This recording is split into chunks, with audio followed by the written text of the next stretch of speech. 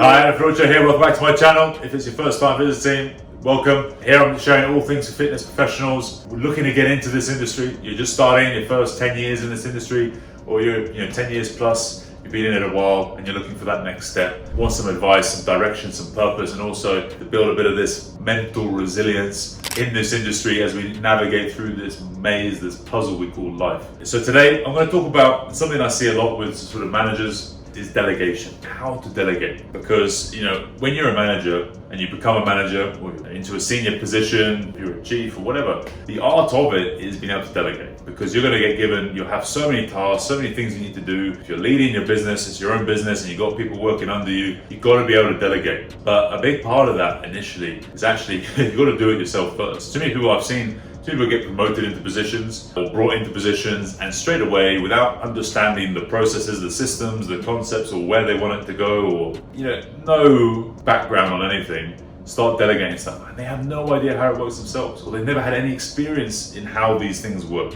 And for me, it's a problem. You should always understand your house first before you start, how things work, before you start letting other people use the house, or show people your house, or have a maid come in. You know what I mean? That analogy. You've got to understand the house. You've got to understand how things work. And sure, you hire your weaknesses. You let people do things that you're not very good at, but at least understand it. I was given a task a couple of years ago to set up the app to the company I was in at the time. Set up the app and everything. I'm not a techie guy. I have basic understanding of tech, no experience with apps, nothing like this. But I knew that building an app, doing apps, something when it was about 5 odd years ago, it was something I wanted to understand. I didn't know anything about it. And so I was like, yeah, I'll take on the task, I'll do it. I had no idea. And so I went through it, learned more about it, did all this kind of stuff, and then realized, so I had a good picture of it, knowing that I'm not the guy for this. There's other guys in my team and people like, I could do this way better than I could. I was their superior, I was their manager, or the line manager, so I was like, right, I need to understand this first and good before I pass this on to someone else. I need to understand what's been going on, what's happening, where they want to go with this thing, where I then want to take this thing, and how we can develop it better, and then get the right people involved. And then this is a process. So not only, the first thing is really finding the right people to be able to delegate to. I had a couple of guys who were great, super techie, super smart, way smarter than me, and had experience in this before. If I was going to lead this project, I needed to understand and get a grips with this thing first, and what I was dealing with, and how to set realistic expectations, KPIs, all this sort of stuff. So this is where, when you're looking to delegate, you can't just take things, otherwise you have no context, otherwise you can't lead. They may as well just lead the project. And so many people just want to I don't want to do this work anymore. I'm a manager now, I'm getting paid more than this person, I'm just going to shift it to them and then let them crack on again. Might work for the first week, couple of weeks, short term, long term it doesn't work. And you're going to get a lot of pushback, a lot of fight back. They feel like, why the hell am I doing this? Why is he or she doing this? So look, here's a clear-cut process if you want to delegate things. First step is you've got to understand it yourself.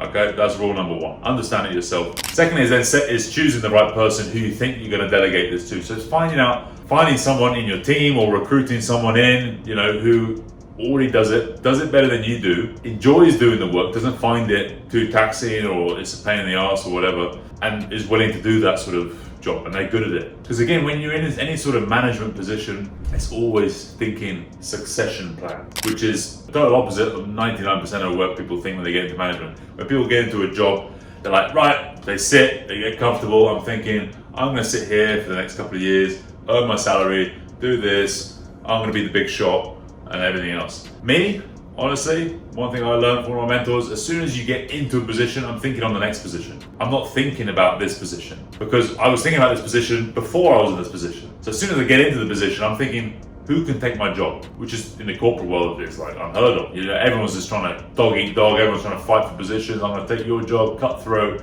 all this type of thing. For me, I'm thinking, which one of my team or who out there in the world can I hire or I can promote to take my job? Who is going to be the guy or the girl who can do that? That's my way of thinking. I'm always thinking next thing, long term, future, but moving, rather than like sitting down, I'm the big shot, I'm going to just divide and conquer, put everyone down, make that separation between me and them even bigger, they have to become reliant on me. That's not the way to play this game. You know, if you really want to have a good reputation, long-term success, stand out from the crowd, especially in the future, the way we're going in this world, we need more people who are acting like this and thinking like this and having this mindset than the other way around, which is now this the common thing. You know, everyone's just out there doing this cutthroat thing. The top businesses out there in the world do it this way. Sure, there's some internal conflicts and dynamics, but again, so finding the right person is key, who can take the job over, take your job over, all this type of thing, enjoys doing that. Your thing that you don't like doing is a weakness of yours, sure, hire your weaknesses. Then you find the right person. They're happy to do it. You have a chat, you have a conversation with them, not an email. You have a conversation with them, and then you start, going. How you do it? You don't just hand it straight to them. You're the one doing it. So you're the one who needs to be doing it first, before even recruiting. Like I said in step 1, you're the one doing it. You found out, oh, this is tricky. I've been grinding through this for a couple of months. Sure, I'm taking it on, but you've eyed up someone who can take this on in the future, who enjoys it. You see their skill sets. They want to go off in this direction. Great. You've got to do it yourself on your own first. Do the schedules, do the accounts, do the marketing, the social media, whatever it is that you're doing and you don't enjoy it. But you've got to do it yourself. You've got to understand the process and show that you've grinded your way through it, even though you're not that great at it. And this is why I need you. I need you, John, Megan, whatever your name is, because I'm doing this, I'm having these problems. I can see that you've been doing it elsewhere or on your CV. I really need your help with this. So first step is you're doing it. Second step, obviously finding the right person. Third step is then they start doing it with you, okay? But they're shadowing, they're assisting. You're still doing it, maybe for a couple of months. We sit down, we have a meeting once a week. This is what we're doing. This is what I want you to understand. We're going to do the schedules like this, blah, blah, blah, blah, blah. They're assisting, they're shadowing you. You're still doing it. You haven't handed it over yet. You show them, this is how I do it.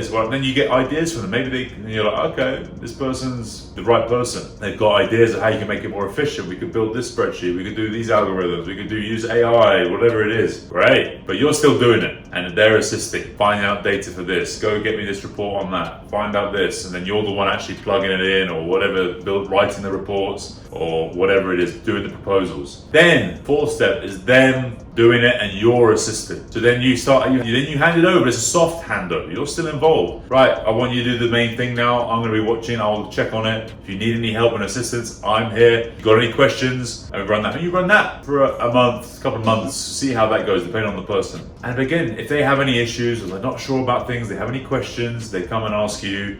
And then you go through it once a week, right? What's the plan looking like for next week? Blah, blah, blah. So they're running it, but you're assisting. And then the fifth step, the final step, is they are on their own. You're not involved in it. Well, that process from step 1 to step 5 can take maybe 6 months, 9 months. It's all really good, maybe 3 months. Don't rush it, because again, you've got to stay involved. You've got to keep, initially you're accountable to them, and then you're accountable, then eventually they're accountable to you, because then you step back. Then they're leading this project or this thing, whatever it is, and then off they go. And then they're doing the weekly reports for you, obviously questions if they need to. And that's the proper process. You do it, they assist. They do it, you assist, and then they do it. Simple as that.